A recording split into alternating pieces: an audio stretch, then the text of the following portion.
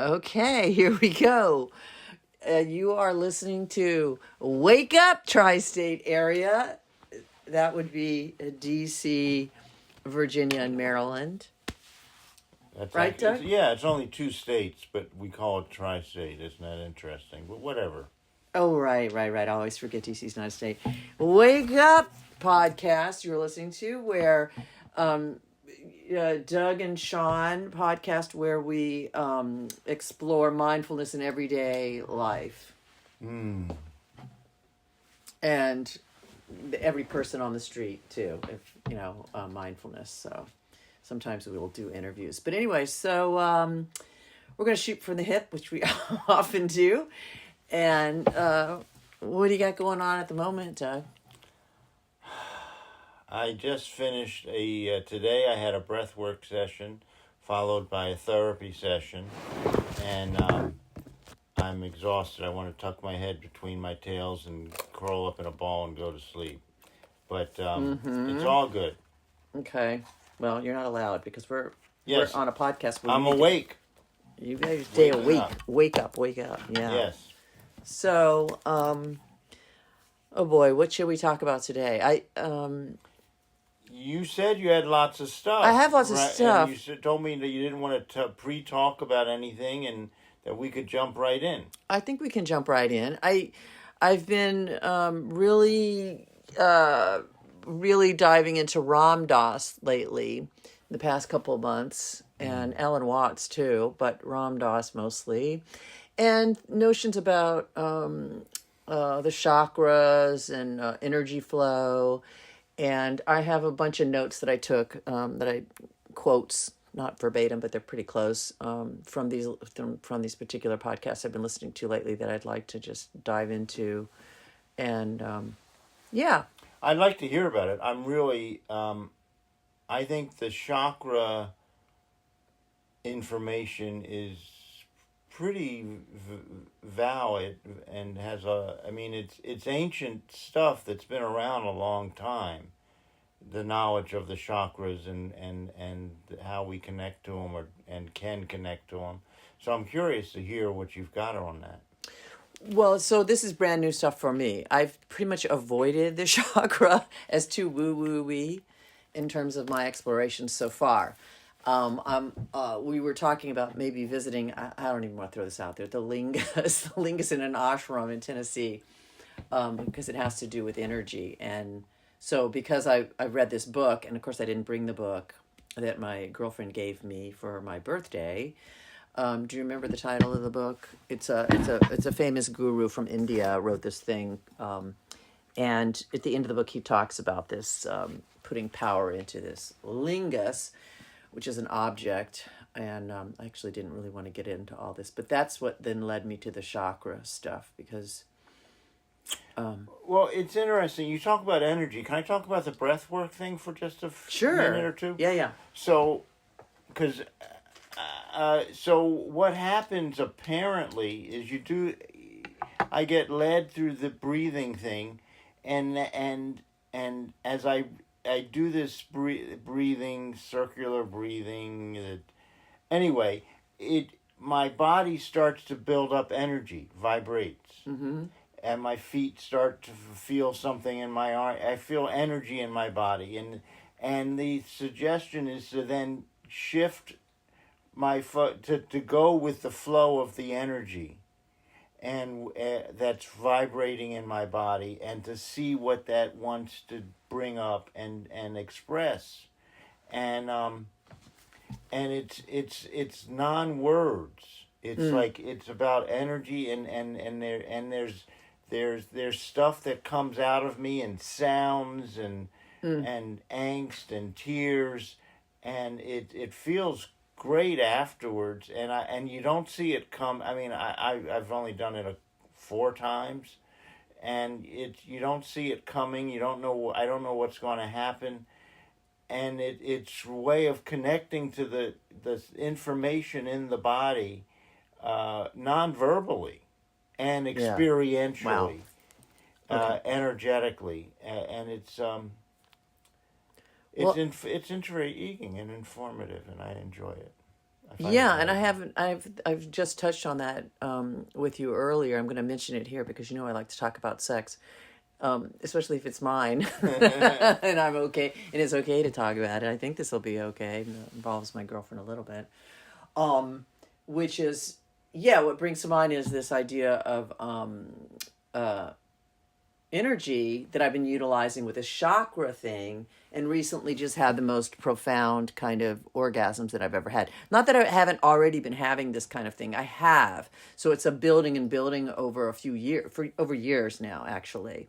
But a releasing, but I turned my attention when I was with my lover to this notion that I got from Ram Dass about the chakras, which I never pay attention to that kind of thought thinking. And it's sort of like just a different way of meditating, honestly. Like we meditate, like sometimes we can meditate bringing in the good, releasing the bad, or different parts of the body. Think of it coming through the belly, out the head. So he was talking about the chakras, starting from the first chakra all the way up through the head. So I was pulling energy, which is reminding me of what you're saying with the breathing thing, through my body just as a intellectual or imaginative experiment while having sex. And yes, and at the same time, so just imagining that, not knowing anything about the chakras, imagining that process going through my body as you would meditating. And as it was happening, the craziest thing was going on, which was that I was also pushing it away. So it was so intensifying. And I just did this naturally. And I just want to say it just because it's what occurred. I was pushing it away. So, people can talk about this in sex too, like, delaying the orgasm. But I don't ever normally do that kind of thing. Okay. I just want you to know none of this came intentionally. This was just what was going on while I was doing this process of just this chakra thing. Because normally I might push down and away in releasing orgasmically or whatever. And I'm not even object oriented. I don't even care about coming, honestly. But so as I was doing it, I was naturally pushing it away because it was kind of so crazy intense. And the more I was pushing it away, the more it built. So it just exploded into the biggest orgasm I probably ever had. Wow. Yeah, it was pretty amazing. Wow.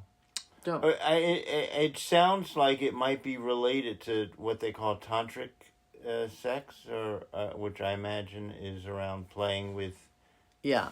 chakras, or maybe I don't know. Yeah, I don't know anything I would say about so. that. I would say so. And then when I also shared with you that it is like you're saying, verbal releasing of like a cathartic release of just being free, and the sound coming out of my mouth and a lot of cussing perhaps could be mistaken for pain, even though it's pleasure. Mm-hmm.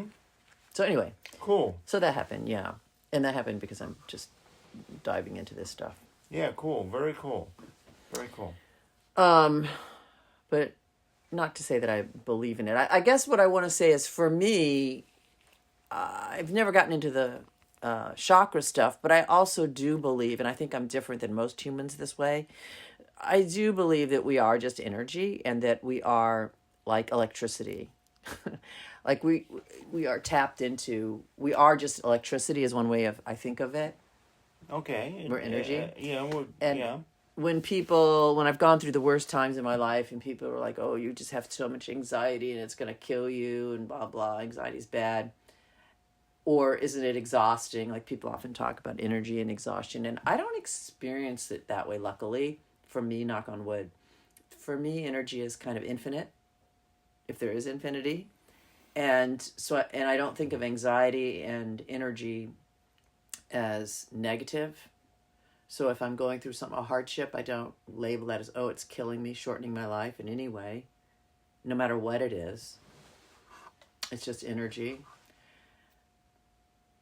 So even through the worst of it, that's just my interpretation. I mean, I'm just relating how I've coped, and this is outside of any religious or thoughts, or not religious because we're not dealing with religion. It's the religion Practices. of Sean. Yeah, practices or anything that I'd read about. This is just my experience before I really started getting into these kinds of different Buddhist, Zen practices, NVC, and all these different, body work and understandings about trying to dive into the understandings about, being alive and what the point is and what is mindfulness and all of it. I find that interesting, the idea that you consider all your experiences, even unpleasant ones, just to be energy experiences, is what I'm hearing you say. Yeah, and And by the way, you don't have to believe in the chakras. That doesn't mean that they don't exist and work the way people think. It's like you don't have to believe in gravity. It's still there and does what it does. right. I do know that I don't know, right? As an agnostic or whatever, I don't know the answer, so I'm open to various ideas of things. So I'm just now starting to explore. And I think it's a pretty good exploration how it's opened out at the very beginning, like this crazy thing that just happened to me with my girlfriend. But yeah. Yeah. And the sex chakra, is that the first or second? I think that's the second Okay, it's chakra. the second chakra, yeah. So I Yeah. have a whole thing I can read to you about the chakras that Ram Dass in this thing I listened to, he talks about. I'd be curious about that. And he talks about them psychologically, but yeah, sex. So chakra 1 is grounding Yes. and security, survival. Second one is sex. I didn't realize that the sex one is pleasure, joy, and creativity. I didn't know it was directly related to creativity and the color orange, which is interesting because my girlfriend's favorite color when I met her was orange, and so orange has been a color that we've been kind of into. So it's just funny that it's I consider myself incredibly creative. I don't know that she does, but I think everybody is incredibly creative, and if there's any superpower I have, maybe it's my creativity, and if that kind of thing. So the merging of those two things is interesting to me in the second chakra. Third chakra is power, apparently. That's the solar plexus? Yeah, let me see if I can read you what Ram Dass says about it, if I can find it really quickly while we're still going here.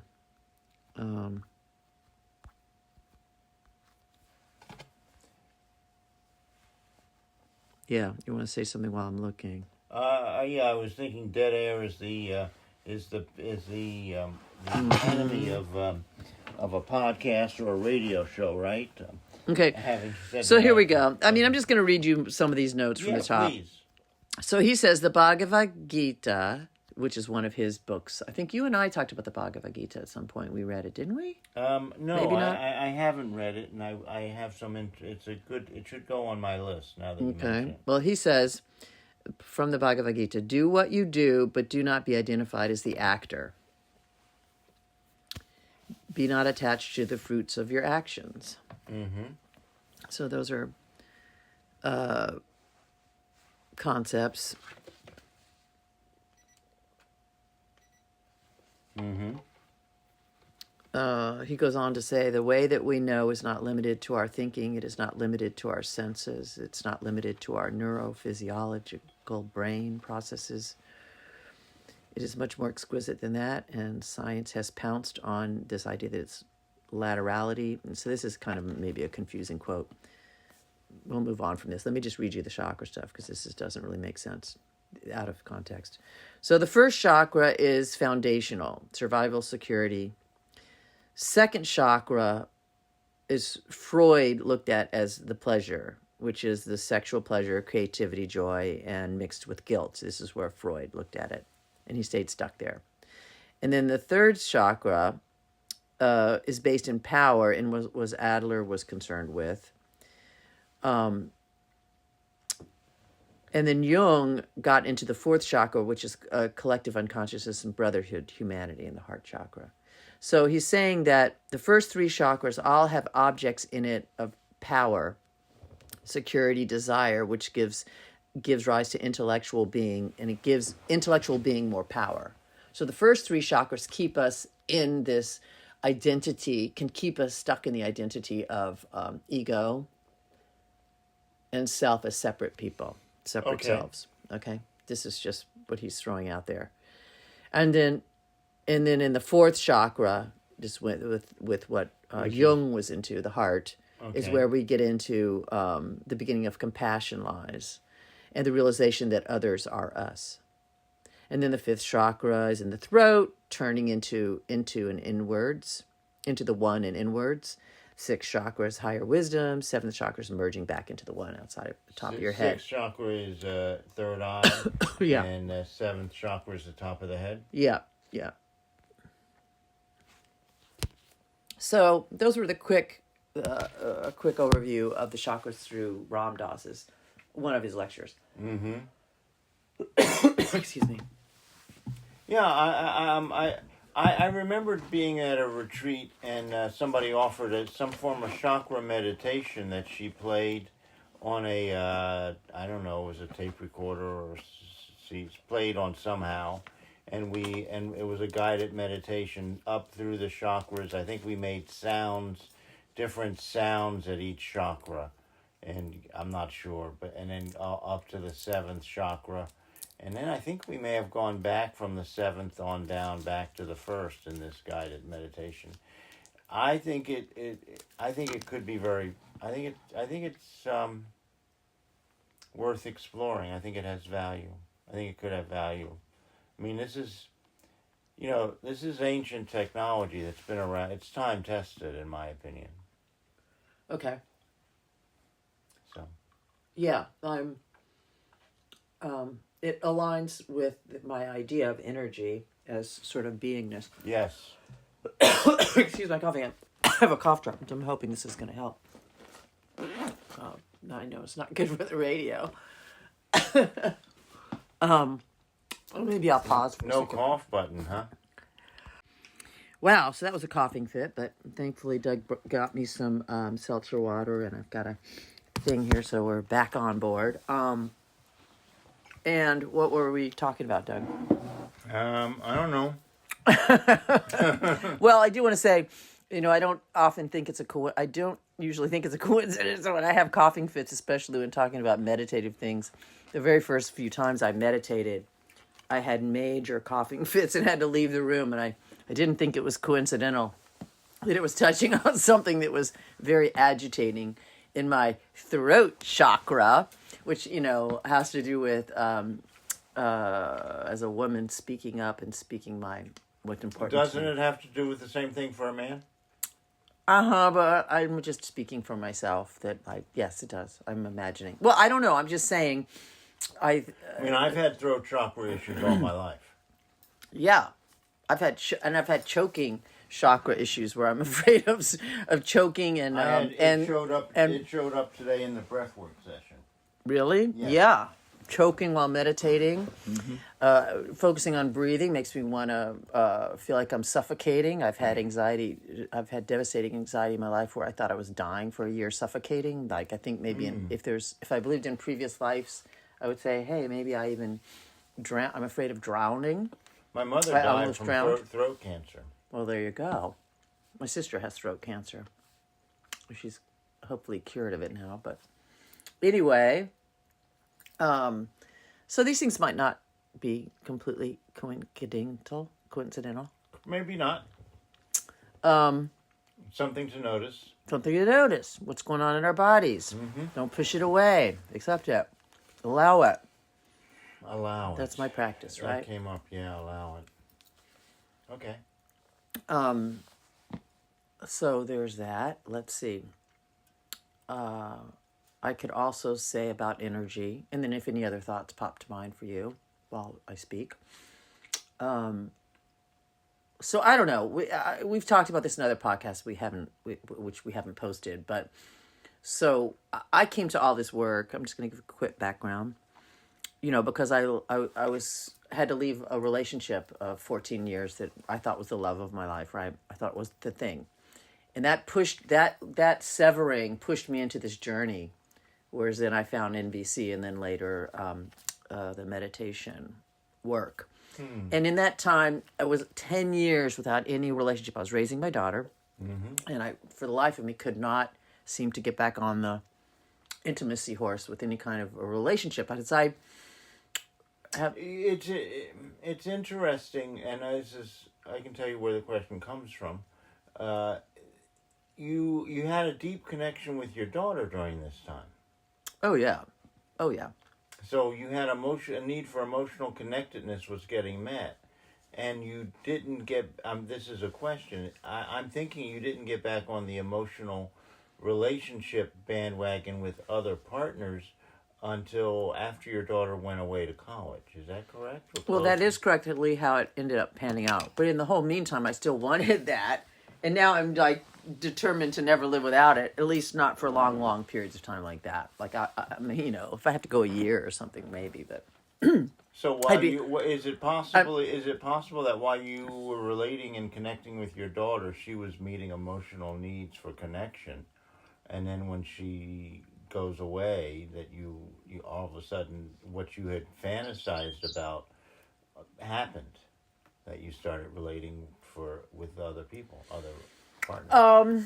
yeah, I don't know. But what I wanted to share about it, reason why I brought that quick backstory up is that, I attribute my getting back on the horse, the sexual intimacy horse, because not because I was having sex with my ex up until I had to leave her because the relationship wasn't working out. It wasn't about the sex, which it often is, honestly. I think many relationships fall apart because people lose that intimacy. But in my case, it didn't. But I still had all these issues, then new issues around insecurity over my sexual beingness, okay? And, Can I pause you? okay. I find that for me, when the relationship goes south, that's when the sexual intimacy goes south. Yes, I'm saying that didn't happen in my case. Right. That even though you're saying that for you, even though the relationship was struggling, you continued to have sexual intimacy. Yes, we did. Yeah. Oh, sweet. Well, it made the severing that much harder. I think the whole thing made it, and then it tied into, 10 years of not having it, and then insecure because there was, a betrayal, so the trust was broken. So then you're thinking, okay, what? All of it, like, oh, was I really any good? Blah blah blah. Your mind goes all those places, especially in 10 years. Okay, there's a lot of time there.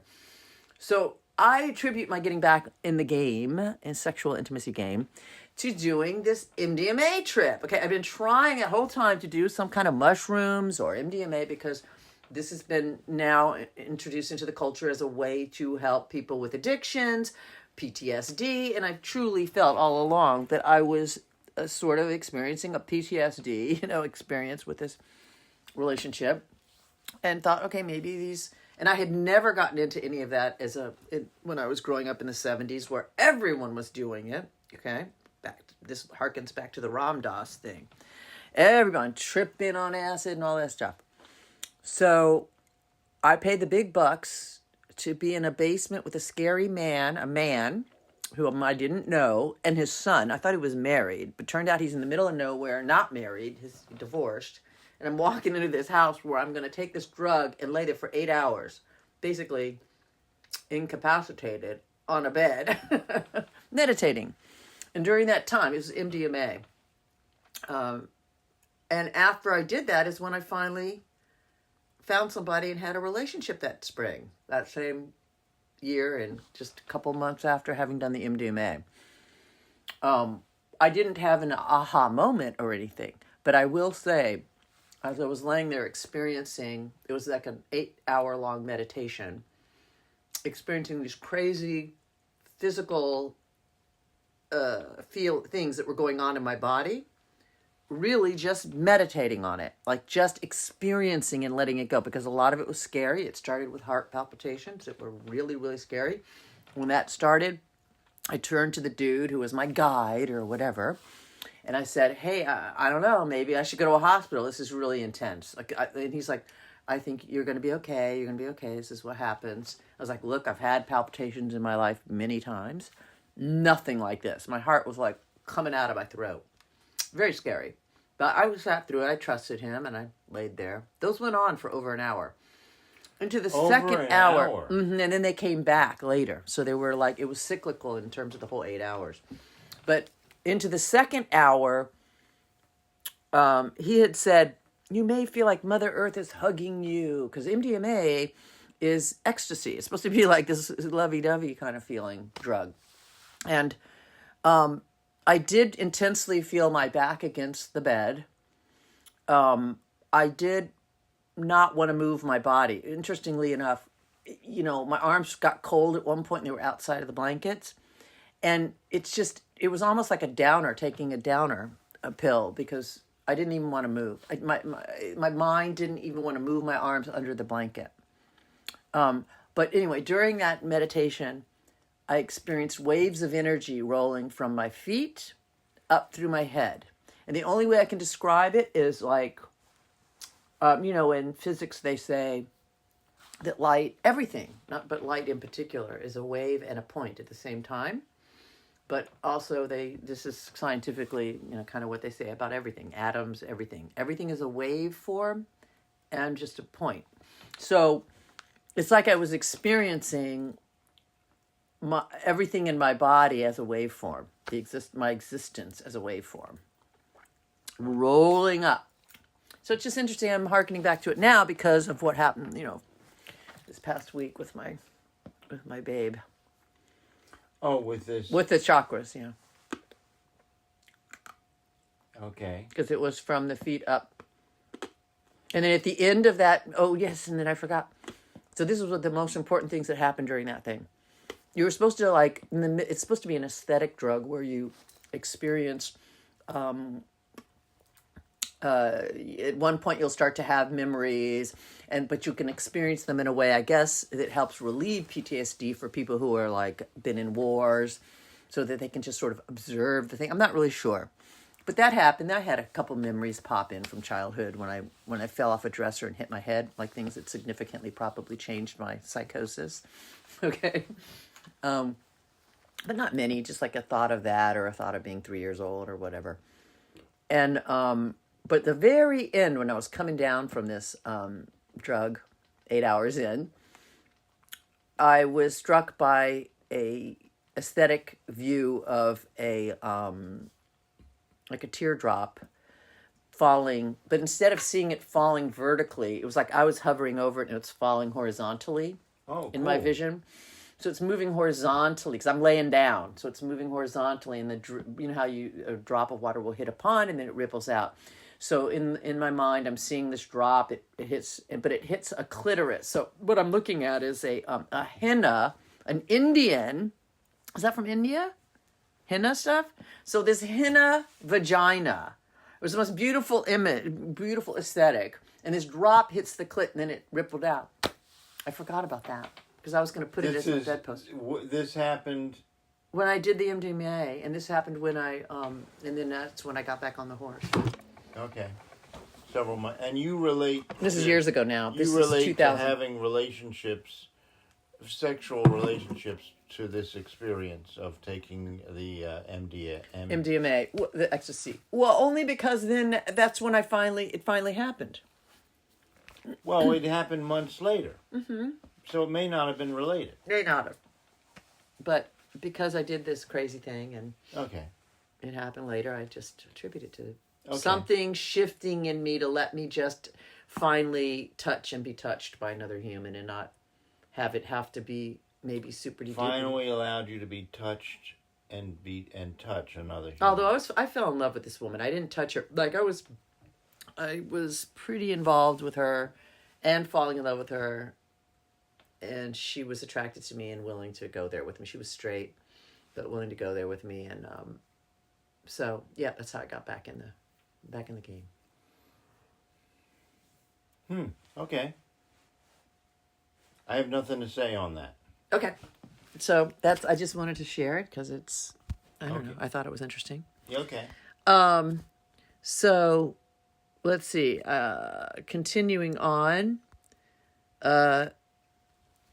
It says this should be written over every institution or university that students learn by daily increment. The way is gained by daily loss. Loss upon loss upon loss. The students learn by daily increment? Mm-hmm. The way is gained by daily loss. Loss upon loss until one rests in empty.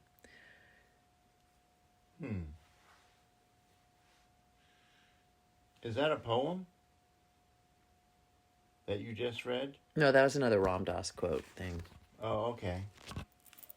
From this podcast that I was listening to. It's I can quote where that came from so I that do people can. believe in accepting things moving slowly and in steps.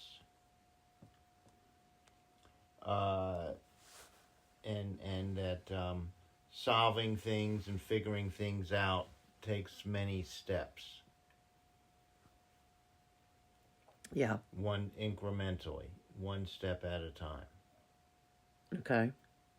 And that does land for me as something that I try to do. It's interesting. They say that, to do something that, particularly something that you're avoiding, which I do all the time, breaking it down into individual doable steps is a positive way to proceed. Yes, but that quote is to me is talking about intellect versus wisdom.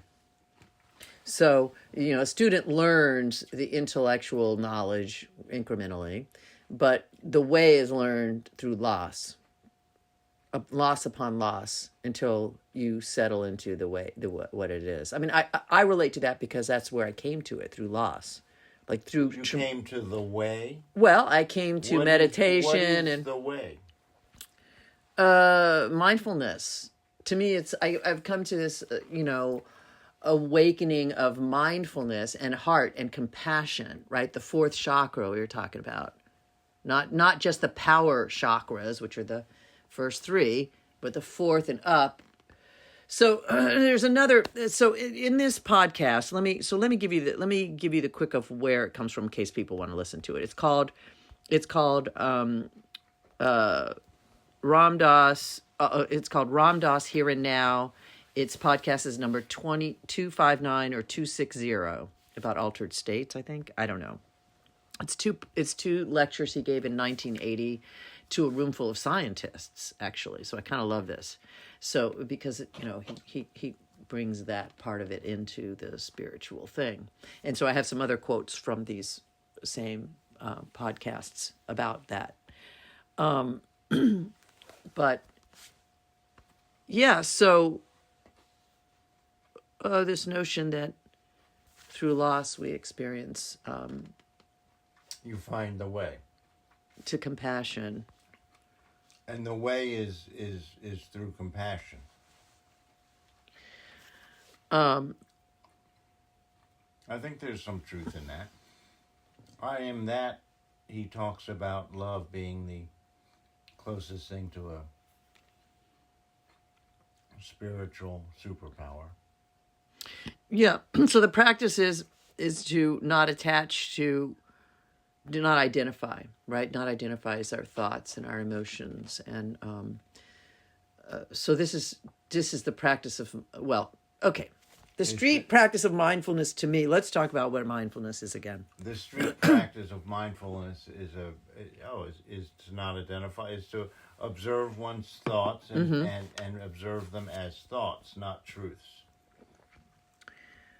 Yes, and including emotions, I would say. Observe emotions, experience them, but not experience them as who you are. Yeah, so I think street mindfulness is being aware that we aren't being, what is it, not reactive, but what is it? Responding. Respond instead of react. So to be aware of when we are reacting, pause and take a pause and respond appropriately. So this is my practice, and my purpose for being alive, basically, is to grow myself through relationships and the ability to be more and more responding with loving kindness and appropriate action versus a reactive human. So he also... So does that mean that when your partner says something that you don't react, you respond, you take a pause and you respond mindfully with connected to you, what's important to you and what's important to your partner? Correct. And here is another one of the quotes. I got a whole bunch more of these little things to get out. The great way is not difficult for those who have no preferences. The great way is not difficult for those who have no preferences. So this is the problem. We have preferences. And we have needs and I desires. have preferences. I definitely have preferences. I definitely have desires that there is a right way for X, my partner, my son, my whatever, to do something. Yeah, so Ram Dass, what I love about listening to Ram Dass these days, because I've been totally in this program with Tara Brach and Jack Kornfield, and I've been listening to Tara Brach for years, but it's just to kind of get the same stuff from that early perspective of the 60s, 70s, 80s, 90s, from this different guy. And you don't have to pay for him. Yeah, you don't pay for him. You don't have to pay for Tara Brach either, Jack. I know. You can just get there. Yeah, I have some resentment towards Jack and money, but anyway. I know. So the idea that Ram Dass gives a couple different ways about it that I like, that are different than Tara's, which is that, it's like he likens it in one case to vertical and horizontal. Okay, so a crazy person. No, this is probably a bad analogy, but you could be psychotic on the horizontal, but you could be psychotic on the vertical. So in other words, if you're open to other planes of existence, which is what we're talking about here, other consciousnesses. Is that the horizontal? That's the vertical. Yes. The vertical? So you could be crazy in India. You could be on a vertical. You could be considered, like in America, you'd just be crazy, or artists are often considered crazy, right? They are. Creativity is crazy. We're so linear in the West, and in the East they are more like, it's like a circle, and they don't think of it linearly at all. But so the point is to be in both of these different, all these different realms of beingness, and do them and hold them together, so that we can be doing right action as living humans, doing our lives, and we can be spiritually connected to the oneness, the humanity, and all of us. So these are the practices to hold these different dualities, dichotomies, different levels of consciousnesses. And that's the mastery, is moving toward that mastery to be. Anyway, I'm not saying it very, very beautifully here, but that's the goal.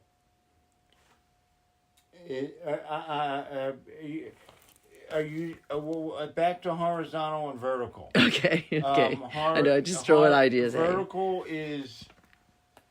Vertical would be the different, like the chakras, or there's different realms. It could be the realm of, he calls them cosmic. Like, people have all these different kind of ways of perceiving of different consciousnesses, or ways of being alive, right? Conscious.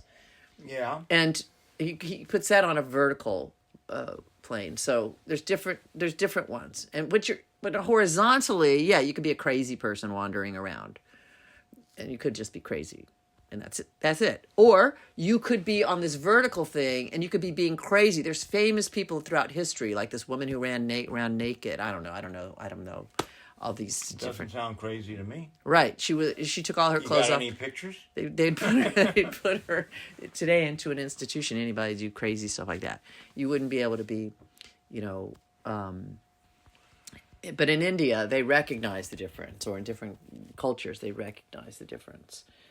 And they revere those people who, in our culture, would be considered crazy, because they're more in touch with the oneness, the source,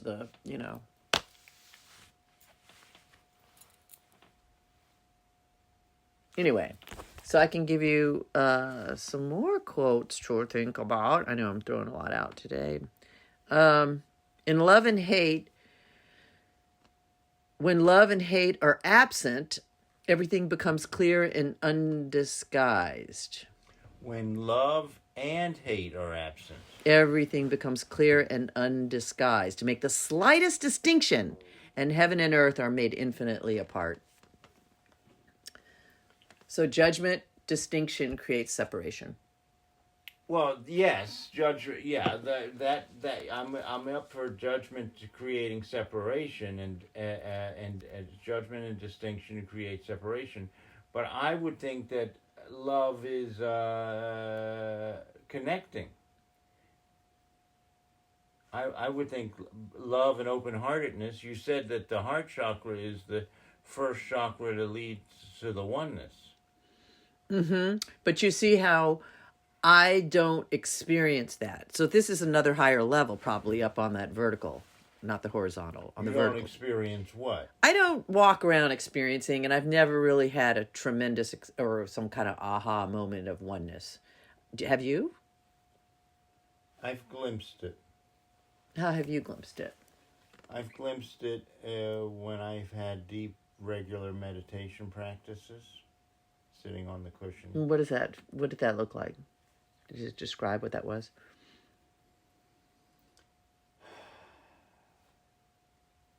It's just for microseconds, parts of a second, it's very euphoric. I can't, it's very, there's a sense of, just all the pressure fades away of having to do or accomplish. It's just, there's a wonderful mode of connectedness. Well, see, I have those kinds of experiences, like in the coming or whatever, or in meditation. I have had those experiences, but they're not ultimately separate from my ego, completely separate. Like I'm not completely gone from who I am. You know what I mean? I'm in the moment and I'm experiencing these profound things, but there's that layer on top of like I'm still a separate thing. Right? I'm here. I'm a person having an orgasm. That's I mean, I have not experienced it in I don't think I've experienced it in orgasm. I don't know. It's an interesting question.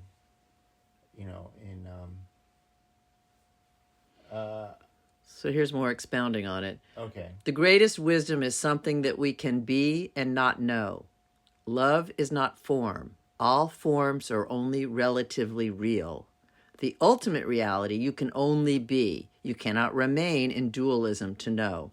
So in the moments that I'm orgasming or whatever. Too many words. I know, but this is just what he said. Yeah, I hear you. It's too many. It's too hard for me to follow. I know, it's hard to follow.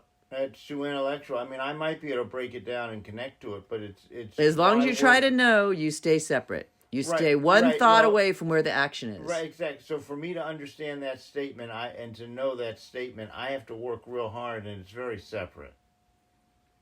The game is to be able to remain free enough to merge back into it all to your birthright, and then come back into the form of your exquisite, impeccable role as a social scientist, artist, or whatever. Right. And you can go where our science cannot go, but become free ourselves by working on ourselves. We can use our science in a way that will liberate and not entrap ourselves and fellow human beings. Okay. In other words, Don't argue with that. Okay. That makes sense. That's it. Oh, good. No more readings? And then a finger pointing at the moon, and I don't really know what that one is. Finger pointing at This the is moon? the finger pointing at the moon. What is that reference to? I don't know. Is it pointing That's one of those Buddhist references, the finger pointing to the moon. It is? Oh, you don't know that one either. I don't know that one. Oh, okay. Then I should have thrown that in. Is it the thing of, the it's not the map is not the destination? Is that what that is? Yeah. Yeah, it's a being. So that's why I love sex with my girlfriend, my partner, because it's a being. It's a state of being. It's like the greatest state of being for me. It's a being state, right? I'm not thinking. Right. And I think I wish that a lot of my sexual connection has a thinking component. Climaxing, coming does not have as much of that. And that may be what's so special about that moment. But there is a thinking component in my lovemaking. Yes, nothing like that in mine. I know. You've talked about that before with me, Sorry. and I find that I'm a little jealous about that. Uh, That sounds very special. There was a problem in the breathwork session that I did today. There was a constant thinking component, and and it was a problem, and I'd like to get away from that, and I think I can, and I felt like there was a way in which I was in my own way in both life and in that moment on the mat where I was trying to just have an experience with my body. There's a constant little thinking chatter going on there, and it gets in the way mm-hmm. of a truly being present here now moment that is special when you can get there. I'd like to talk to Richard about that, because he has. My story is he's able to hold presence with me or whoever he's with, usually pretty consistently. And this is your therapist guy. Yeah, for a long period of time, and I can't. I struggle to hold presence in the way he does for as long as he does. I constantly have chatter going on that I'm shutting down. I have it that I need to shut down or respond to or bracket or just try to put away, and it's as if he doesn't have that. I think he does. I don't know. I've known a few other individuals, NVC people, who seem to be able to be so present with me, and they it's as if they don't have that chatter going on, and that's a special moment. I can get moments of that when I'm giving a massage, not for an hour. No, I'm not sure I can do it for half hour. During a half-hour session, I'm going to have some chatter.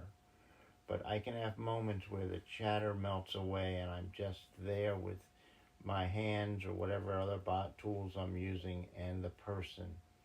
And it's a very sweet, precious moment. I think it comes across on the table as a different experience. Wow. When you feel somebody with you that much. Right. Yeah. It's very sweet, but most of the time I've got chatter going on, and it's funny. I don't experience you that way, Doug. I know a lot of. How is that? I feel like you're focused and you're good at bringing people back. You're good at mirroring. I have some skills in that, but I also have some. I often, not always, but I often maybe have some chatter that I have to. Hear, grab, and put aside, and it comes back. It's like during a meditation set. You get a thought, you let it go, and how long can you go without a thought? You can't. 5 seconds, 4 seconds, 2, 1, 10, whatever. It's like they keep coming back. And when I have those thoughts, that's you're not having that oneness. It's when you. In fact, I thought one of the best suggestions I got is when you let go of a thought. Before you bring your attention back to, and your intention is like to go back to your anchor, which might be the breath. The moment between letting go of the thought and bringing your attention to the breath is where the juice can be. Okay. It's that moment where you're just before you shift your attention. Letting go of a thought, you let go of it, and then now I'm back to focus on the breath. Anyway, whatever. I'm rambling. I'm sorry. Yeah, I have experienced it. I appreciate your rambling because that's all I do. I appreciate your in meditation for me again too. It's when I'm focusing on the body and sensations. So more I've up to my ability to just follow the sensations and watch them disappear. And that is the most that's like what you're pointing at to the oneness, because it's like when you see that and experience it, I guess that's the closest I get to the oneness. This is like this, it's going away. Or the emotional state. Like, let's say I'm teary-eyed. Next thing you know, and I allow it. Next thing you know, wow, it's gone. It's gone. If I'm meditating, I can just see it be gone, right? And I can see it pull back up if I have a thought. So I don't know. It's hard for me to call that the oneness, but I can definitely feel it. And I've just glimpsed it. I don't want to say that I've landed in it. I've just barely glimpsed it. And Yeah. So to wrap the story back around. Yes. So this book is called The Inner Engineer: A Yogi's Guide to Joy. My girlfriend gave this to me by Sadhguru, Sadhguru. you can get audio versions at Montgomery County Library. That's right. You've been listening to it, right? Yeah. And so at the end of the book, this is when he talks about the chakras, and he, as his actual real guru from India, has apparently these superpowers, and he had put all of the energy into a different lingas that's in India. And when I was reading about it, I was like, oh my God, that would give me a reason to want to go to India so I could experience this lingus that he empowered or whatever. And then the next thing you know, he's did one in 2017 or 2015 in Tennessee at, what do they call it, an ashram there? That's dedicated to the very first yogi.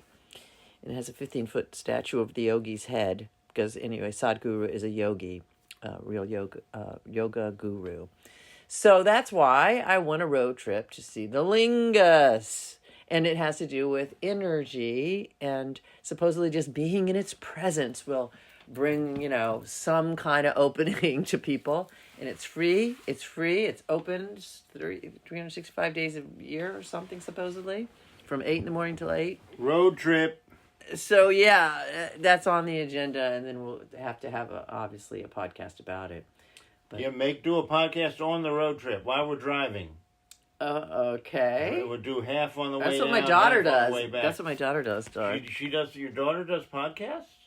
Mm-hmm. Well, she does little things like that. Instagram. I don't know what she does. She'll make little videos. Do you see them?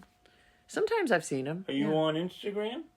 I don't know what she's on, but she posts them on something. No, I'm not on Instagram. No. But whatever she posts them on, she sends you a copy? Yeah, normally she'll just show it to me. I'm not on whatever social media she's on, so I don't know. So do we have any other thoughts? Wrap this up? No, Okay.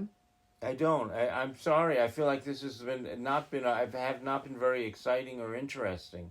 That's It's okay. my Dad. story. Well, I don't know if it is or not, but it's and it may We not love be you just true. the way you are. Yeah, you can be yeah, you you can say be a that. boring snooze even on a You say that podcast. now, but then you do. You're not cracking the jokes or You anything. do experiment with other people hosting your shows, so I know. We got to keep the show on the road. I'll be gone. I'll be replaced if I don't become more interesting. That's because Doug has a girlfriend now, so he's like on Girlfriend Island. I can't track him down, and when I do, he's exhausted like he is right now. Not really, but kind of true.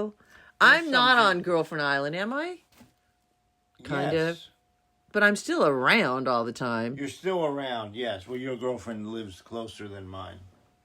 So I'm always still around. Yes, you're still around, but you're all. And I have plenty of time. You're often in the same state of mind. Oh, really? Yeah. My Really? girlfriend is great. My girlfriend doesn't love me. My girlfriend is great. My I girlfriend. know. I got to doesn't love drop me. the story. I know. Back and forth. I know it's horrific. Well, let's end on a poem. I have a very short one. By Amy. No, who is this one by? By Wendell Berry. I don't know who this is, but it was posted. It's called "To Know the Dark." Why are we talking about the dark? I don't know. Because everything comes out of the dark, right? To go into the dark with a light is to know the light. To know the dark, go dark. Go without sight and find that the dark, too, blooms and sings and is traveled by dark feet and dark wings. And what do you think, Doug? I like it.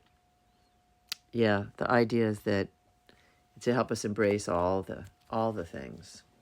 All the things. Can you know the light without knowing the dark?